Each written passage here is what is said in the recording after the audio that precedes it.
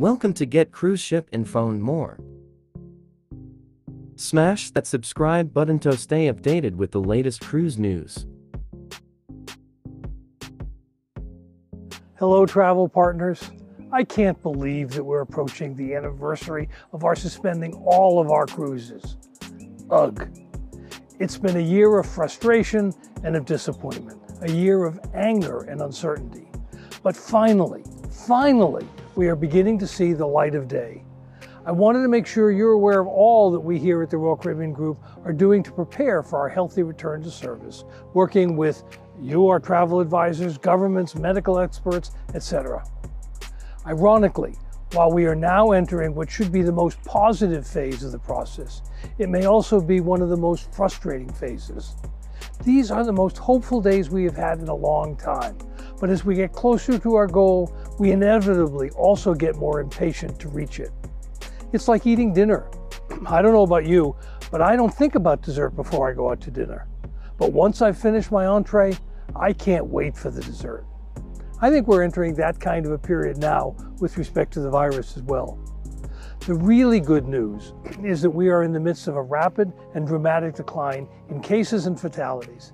This is the trend that I talked about last November, and it's happening just as we predicted. It's exactly what we need to reopen society. However, this is the current trend, and we need to be careful that we don't screw it up.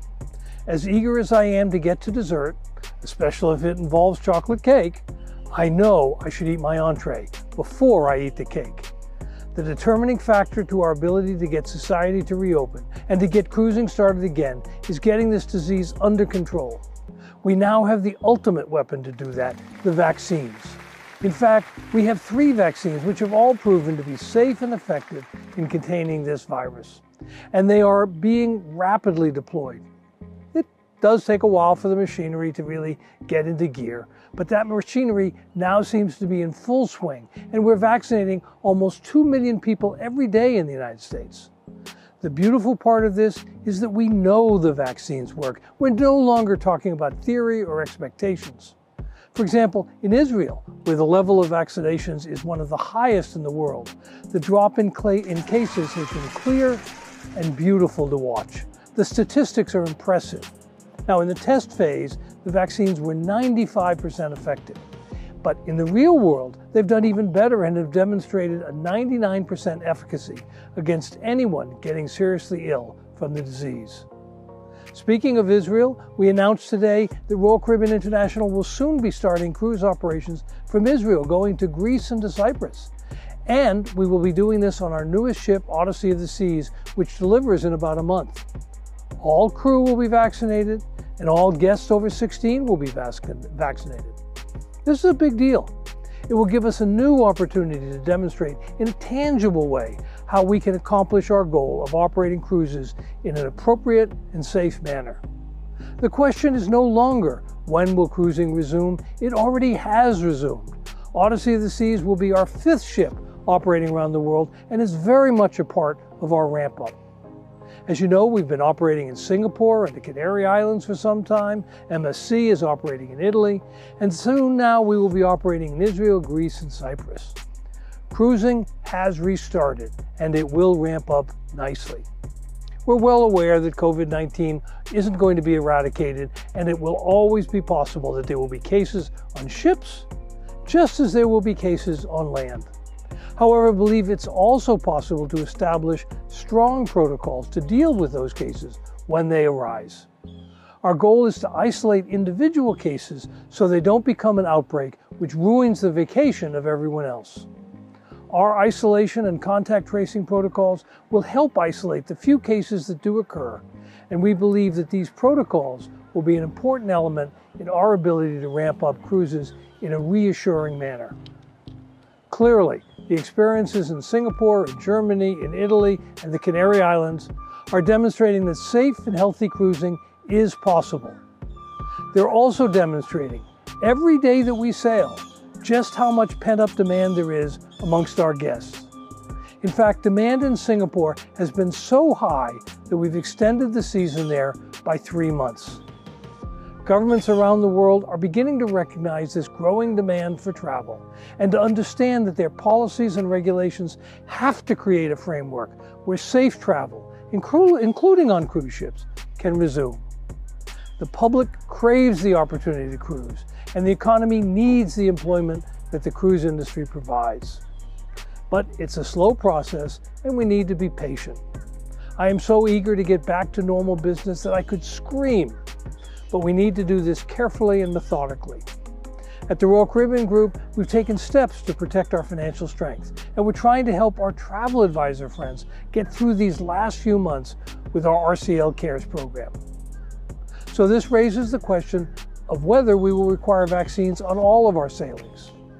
The answer is, we don't know yet. Clearly, widespread vaccinations are the fastest and the best way to get this disease under control. We expect to vaccinate all our crew members against the disease, and they have indicated an overwhelming desire to be vaccinated. Whether we will require vaccines of all of our guests on all of our ships hasn't been decided yet, but we are prepared to go where the science leads us. There's no doubt that we are finally making progress against COVID, but this fight isn't yet over. And as the experts have warned us, the biggest threat now is complacency, that we will take these good numbers, prematurely decide that the pandemic is over, and declare victory. That would be unfortunate, because while one V, the vaccines, gives us great hope, the other V, for variants, could slow or even reverse the drop in new cases. Studies are being done on the several variants appearing around the world and here in the US. So far, it appears that the variants will slow our progress, but they won't stop it. The already approved vaccines can still be effective against these variants. As I said early in this pandemic, there won't be one big day when somebody blows a trumpet and all of our ships embark simultaneously around the world. Instead, you will hear a growing cacophony of happy vacationers who can finally leave their homes as we gradually phase in more and more cruises, generating more and more new adventures and new memories. You are our partners in designing those memories and building those adventures. Now is the time to plan for how we will do that together. The public health environment is improving around the world. Countries are beginning to reopen their economies. We have to be ready with creative ideas for the public who just wants to get on a cruise, relax, and have fun. For now, we do have to remain patient. We've not yet reached the end. We're getting closer and closer, but it's still a ways off. I know that we've thought we were closer to the end before, but the vaccines really have changed the game. And despite all the blows our industry has taken, it is clear that there will be a huge demand when we open our doors. Finally, it's time to start getting excited that the end is so close. It's time to make sure we have our financial house in order and to prepare for the onslaught of bookings ahead, because it will be an onslaught of bookings as all that pent-up demand comes our way. And while you're planning and preparing, don't forget to wash your hands and wear that mask. Enjoyed watching this cruise news update? If yes, a subscribe would really be appreciated. Thanks a million.